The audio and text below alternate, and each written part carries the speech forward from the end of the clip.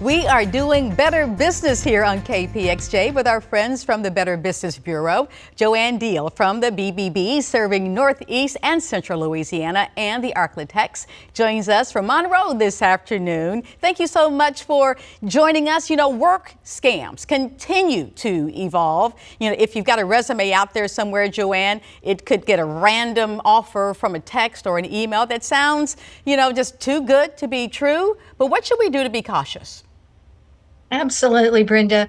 We had a young man who's highly educated and very smart fall for this scam. And so he asked us to please repeat this so that anyone who might be considering a work at home job for a quality control manager or a delivery operations specialist that sounds like it's going to be wonderful, the scam could actually even impersonate businesses. So the business owners as well as consumers are hurt by this scam quite often. So, what the scammer does not tell you in the job offer is that they are not with the platform that you registered with. Many people are on multiple platforms during these unemployment periods, and they don't recognize that the offer does not come from a legitimate business. So, the first thing to do is to recognize whether or not the business actually exists, or if the business exists, that they actually are looking for someone for these positions. So remember to go outside of the job offer. It usually starts with a text. It can be an email, but it ends up being a costly experience in which you reship stolen merchandise and you are asked to discard the packages and the packaging and the papers involving this transaction, and then you are to reship them to another address. Quite often, it is an international address. So these are stolen goods that you are participating in reshipping.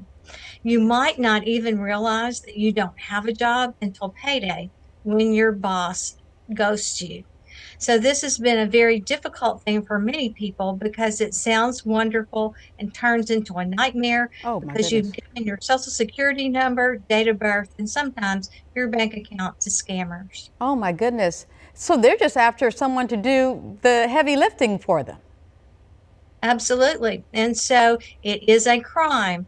The Federal Wow. Trade Commission has issued multiple reports about this.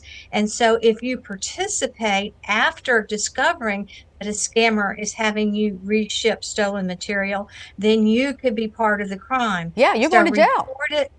Right. Report it right away to the IC3, the Internet Crime Complaint Center.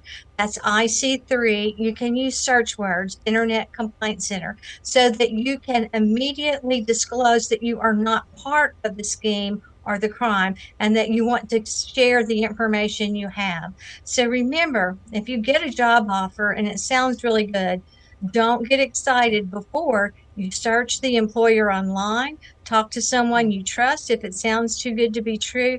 And if you think you've shared personal information, remember the FTC has an entire section on identity theft, and you do need to file an affidavit immediately. And you should consider putting a freeze or even a just an alert Mm-hmm. on your social security number so that no one can open accounts in your name For because you sure. shared your information with a scammer. For sure. So Joanne, this is how to do business better. oh my goodness, yes. And I'm so glad the timing couldn't be more perfect because I got a text today from someone saying, are you still interested in a job that I never even applied for? So thank you, Joanne, for these tips today.